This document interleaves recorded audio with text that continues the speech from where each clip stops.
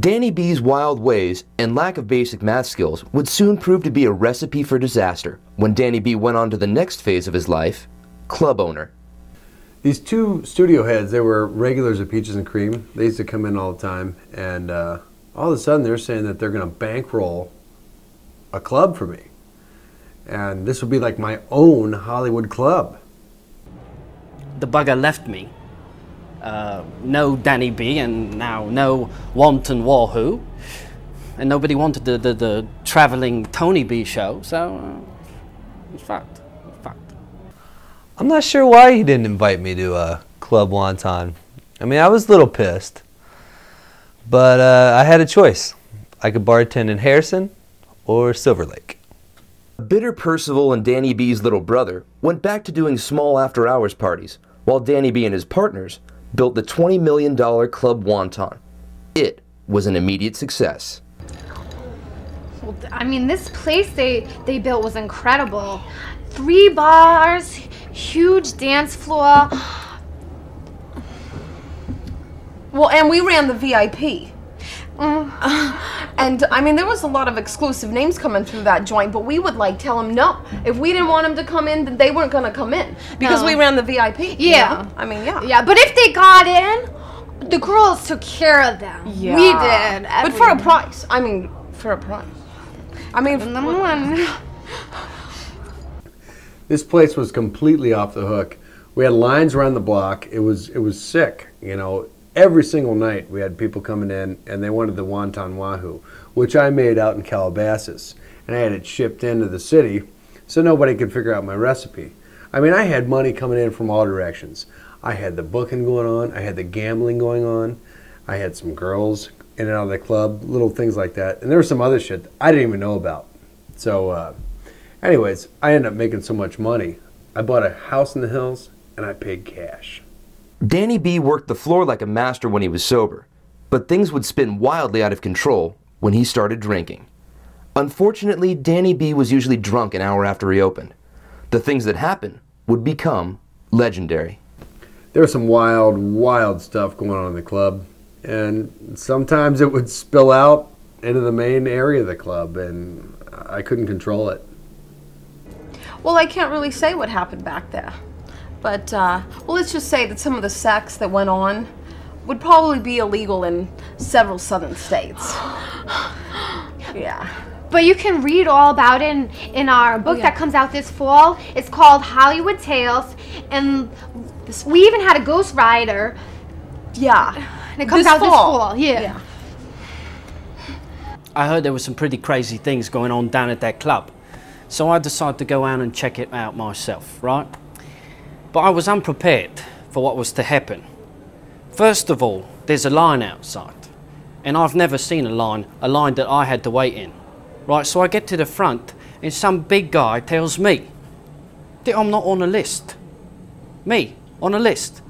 What list? Like a presidential list, maybe. Like a who's who among celebrities, maybe. But I didn't know what this was. I almost hired someone to hurt him. I was that close. Then I get in, and they want me to pay cover. Percival Wentworth III does not pay cover! A humiliated Percival walked away without gaining entry to Club Wonton.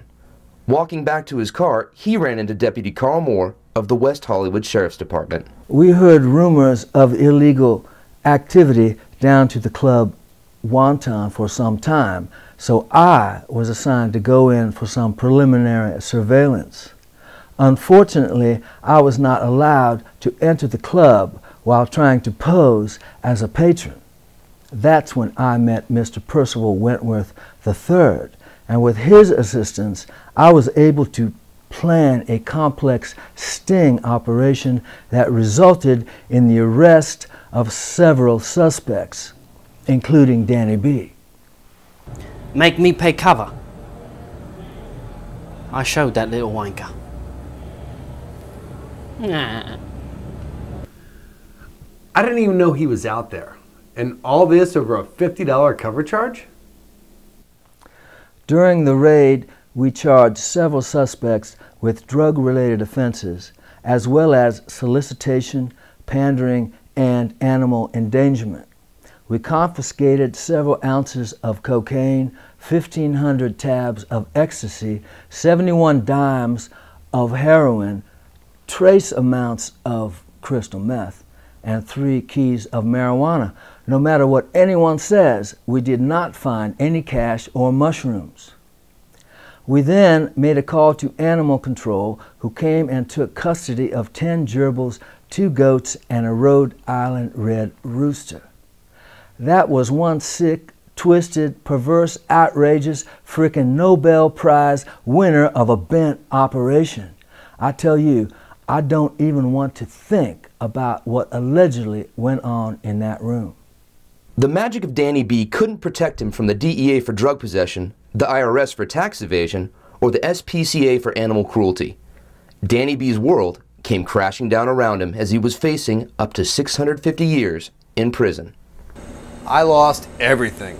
All my money went to the lawyers. I ended up pleading on 2 counts of animal endangerment. I don't even know how those goats got in the club. It's about respect. I made Danny B, and I took him out. It's like my mother told me when I was just a child. I brought you into this world, and I will breastfeed you. Think about it. Danny B was released after only 9 months. Waiting for him outside the prison was the ever-faithful Sonny. We're back together now. Danny B's all cleaned up. No more drugs, no more hookers, well, maybe on special occasions. And we have a little baby. Her name's Gigi B. But I like to call her our little conjugal visit. Well, you know, I lost everything, except for my cocktail shaker that I had in 3rd grade. I still have that. And I have the love of a good woman. I'm working day shifts at the Hamburger Hamlet off Sunset. So I think everything's going to turn out fine. I think it'll turn out fine. This little punk Percival shows up at my office and tells me I need to give Danny B a job in a new club on Sunset I'm opening. The little twerp tells me if I do him this favor, I won't have any trouble with my liquor deliveries. I look right at the little one and I tell him, "Look here, you guinea dago wop punk, Danny B will never get that job." So he whines and tells me he's English and Jewish. So I says, "Okay, my hiney friend, Danny B will never get that job because it's perfect for him. Make him the hottest bartender on the Sunset Strip. I'm gonna run him out of the bar business. And let me tell you why. Danny B ruined one of my most valuable cocktail waitress proteges. Had her taking lessons, cooking classes, bartender school. Spent hundreds of dollars. I was gonna make her a star on the Strip. And let me be frank with you so you don't think I'm hard-hearted and it's all about the money. She was beautiful, innocent, the perfect woman. And let me be even more frank. She's the best piece of ass I ever had. I've had them all up and down the Strip.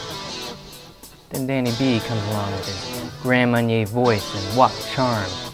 And she goes all the way to make me look ridiculous. And a man in my position can't afford to be made to look ridiculous. Now you get the hell out of here. And if any of your greaseball, goonball, redneck friends are thinking about trying any rough stuff, tell them I ain't no hotel lounge manager. Yeah, you know that story.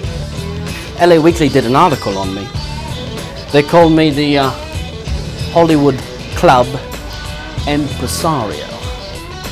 You know what that is? Impresario. Do you? Anyway, because, well, anyway, it's pretty important. Yeah, isn't it?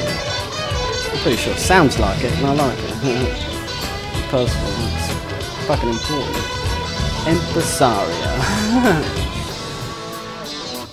Let me tell you a little something about that guy, Danny B.